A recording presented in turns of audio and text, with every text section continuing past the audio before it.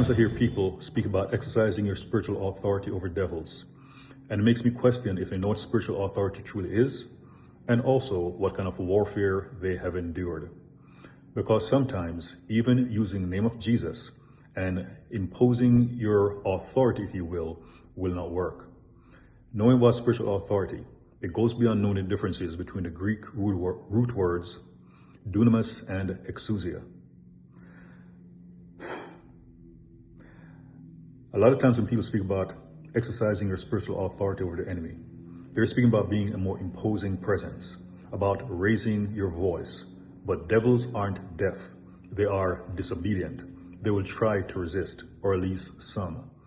Jesus, there are times when he would show up and devils just flee. Sometimes devils would put up a fight.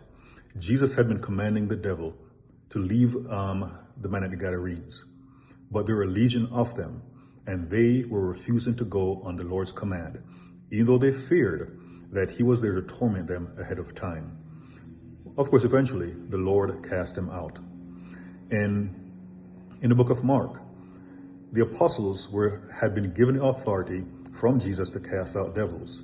Yet, we can assume they were using the name of Jesus as they had in times past to cast the devil out of a young man who had been demonized since he was a child. But that devil was refusing to go until Jesus showed up, cast the devil out. Now, he did chastise his apostles for their lack of faith, but he also said that this kind only comes out by prayer and fasting.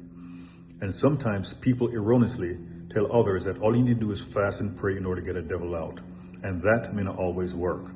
The Lord didn't give an all-inclusive list of devils that will come out if you pray and fast. And even praying and fasting may not work, because praying is to intercede to the Lord for him to help. The Apostle Paul wrote that he was being tormented by a messenger, the Greek word angelos, or angel of Satan. And he inquired for the Lord 3 times to deliver him of that spirit. But the Lord said that his grace was sufficient for him. So the Lord allowed the apostle to be tormented. And this was the apostle who, based on the spiritual authority he was given, had pronounced a judgment of blindness upon LMS. It also brings into this, with spiritual warfare or spiritual authority, you can say it comes in 2 forms. When the Lord gives you the unction or the command to do something. For example, Jeremiah 28, commanding or telling Hananiah he would die for falsely prophesying. But then there's also the Lord giving authority, as in Revelation 11, where the 2 witnesses will be able to do miraculous things, but it will be at their will.